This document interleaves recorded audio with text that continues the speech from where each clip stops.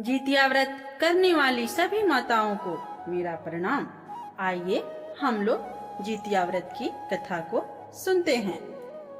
एक बार नौमी सारणी के निवासी ऋषियों ने संसार के कल्याणार्थ सूत जी से पूछा, हे सूत जी, कराल काली काल में लोगों के बालक किस तरह से दीर्घायु होंगे, सो कहिए।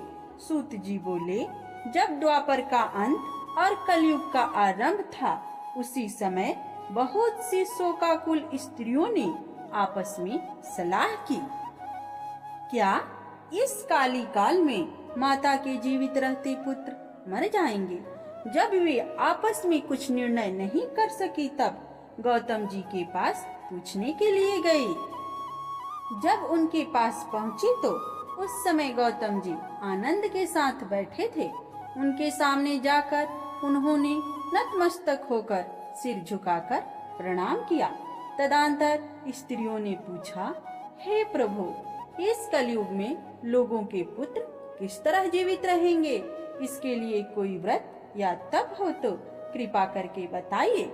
इस तरह उनकी बात सुनकर गौतम जी बोले, आपसे मैं वही बात कहूँगा जो मैंने पहले से सुन रखी है। गौतम जी ने कहा, जब महाभारत युद्ध का अंत हो गया और द्रोण पुत्र अश्वत्थामा के द्वारा अपने बेटों को मरा देखकर सब पांडव बड़ी दुखी हुए, तो पुत्र के शोक से व्याकुल होकर द्रौपदी अपनी सखियों के साथ ब्राह्मण श्रेष्ठ धौम्य के पास गई और उनसे धौम्य से कहके, हे विप्रेंद्र, कौन सा उपाय करने से बच्चे दीर्घायु हो सकते हैं, कृपा करके हमसे कहिए। धौम्य ऋषि बोले, सतयुग में सत्य वचन बोलने वाला, सत्य आचरण करने वाला समदर्शी जिमुतवाहन नाम का एक राजा था। एक बार वह अपनी स्त्री के साथ अपनी ससुराल गया और वहीं रहने लगा। एक दिन आधी रात के समय पुत्र के शोक से व्याकुल कोई स्त्री रोने लगी, क्योंकि वह अपने बेटे के दर्शन से निराश हो चुकी थी। उसका पुत्र मर चुका था। वह रोती हुई कहती थी, हाय, मुझ बूढ़ी माता के सामने मेरा बेटा मरा जा रहा है। उसका रुदन सुनकर राजा जिमुतवाहन का तो मानो हृदय विदीर्ण हो गया। वह तत्काल उस स्त्री के पास गया और उससे पूछा, तुम्हारा बेटा कैसे मरा है। बूढ़ी माता ने कहा, गरुड़ प्रतिदिन आकर गांव के लड़कों को खा जाता है। इस पर दयालु राजा ने कहा, माता, अब तुम रो मत, आनंद से बैठो, मैं तुम्हारे बच्चे को बचाने का यत्न करता हूँ। ऐसा कहकर राजा उस स्थान पर गया जहाँ गरुड़ आकर प्रतिदिन मांस खाया करता था। उसी समय गरुड़ भी उस पर टूट पड़ा और राजा के शरीर का मांस खाने लगा। जब अतिशय तेजस्वी गरुड़ ने राजा का बायां अंग खा लिया, तो झटपट राजा ने अपना दाहिना अंग फेरकर गरुड़ के सामने कर दिया। यह देखकर गरुड़ जी ने कहा, देव योनियों में तुम कौन हो, तुम मनुष्य तो नहीं जान पड़ते।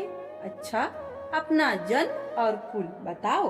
पीड़ा से व्याकुल मन वाले राजा ने कहा, हे पक्षीराज, इस तरह के प्रश्न करना व्यर्थ है, तुम अपनी इच्छा भर मेरा मांस खाओ।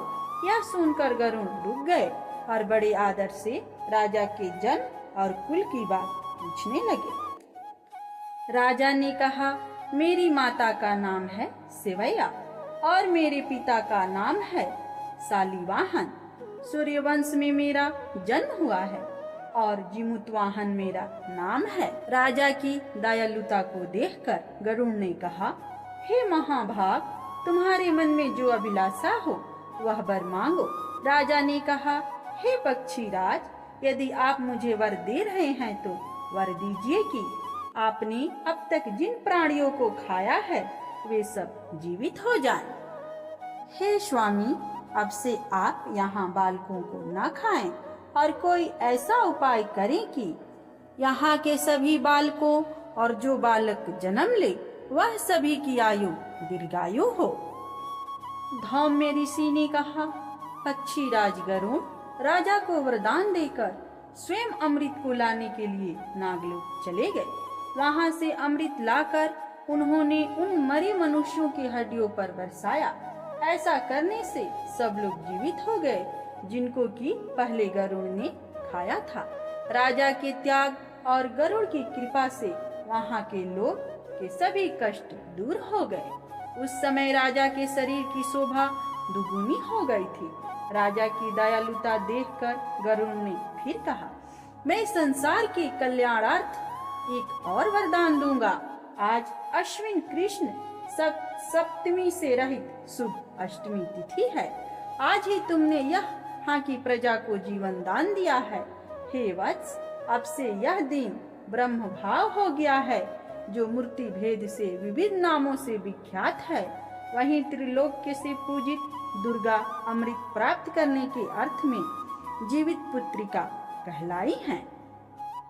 सो इस तिथि को जो स्त्रियां उस जीवित पुत्रिका की और कुश की आकृति बनाकर तुम्हारी पूजा करेंगी तो दिनों दिन उनका सौभाग्य बढ़ेगा और वंश की भी बढ़ती होती रहेगी।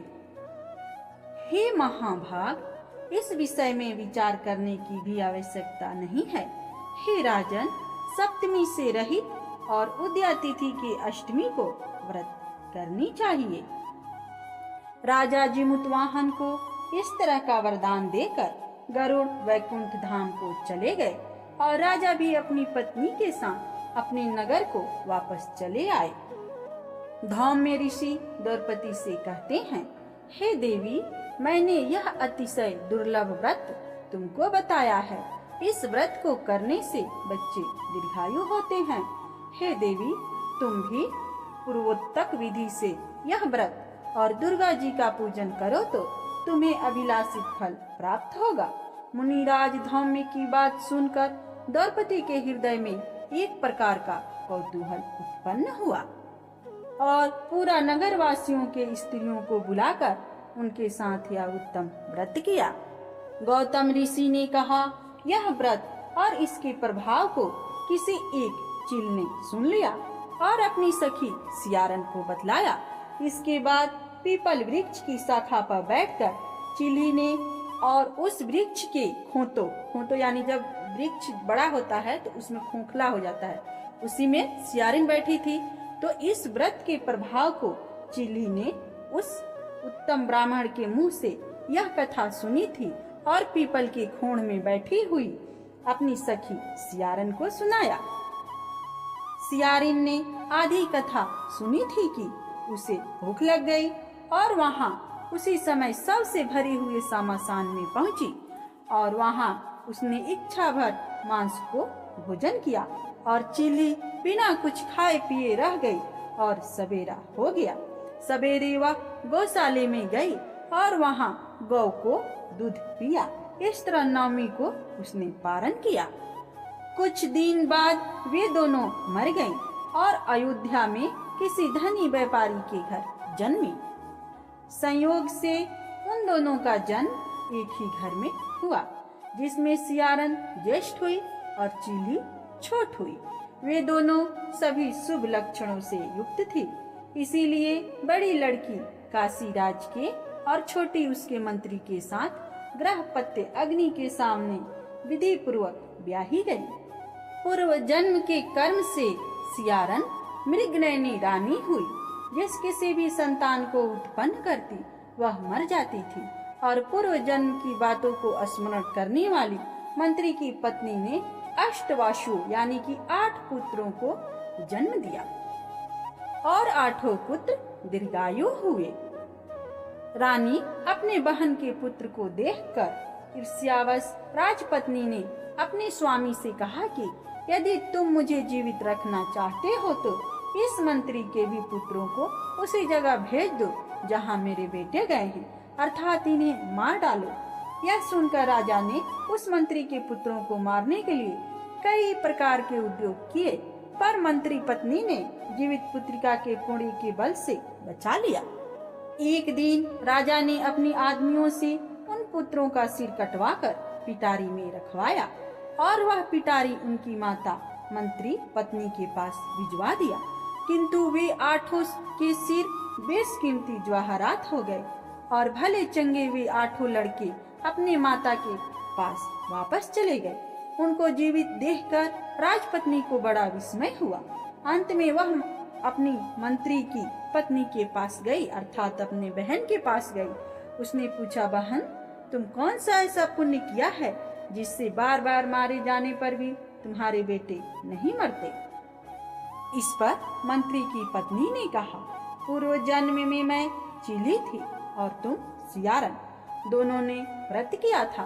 तुमने व्रत के नियमों को भली भांति पालन नहीं किया था और मैंने किया था। इसी दोष से हे बहन, तुम्हारे बेटे नहीं जीते हैं। ओ राजा रानी, अब भी तुम उस जीवित पुत्रिका का व्रत करो तो तुम्हारे बेटे दीर्घायु होंगे। मैं तुमसे सच सच कह रही हूँ। उसके कथा अनुसार रानी ने व्रत किया, तभी से उसके कई बेटे सुंदर और दीर्घायु होकर बड़े बड़े राजा हुए। सूत जी कहते हैं, सब प्रकार का आनंद देने वाला मैंने यह दिव्य व्रत बतलाया है। स्त्रियां चिरंजीवी संतान चाहती हैं तो विधि पूर्वक यह व्रत अवश्य करें। तो सब कोई प्रेम से बोलिए, जी मुतमाहन भगवान की जय।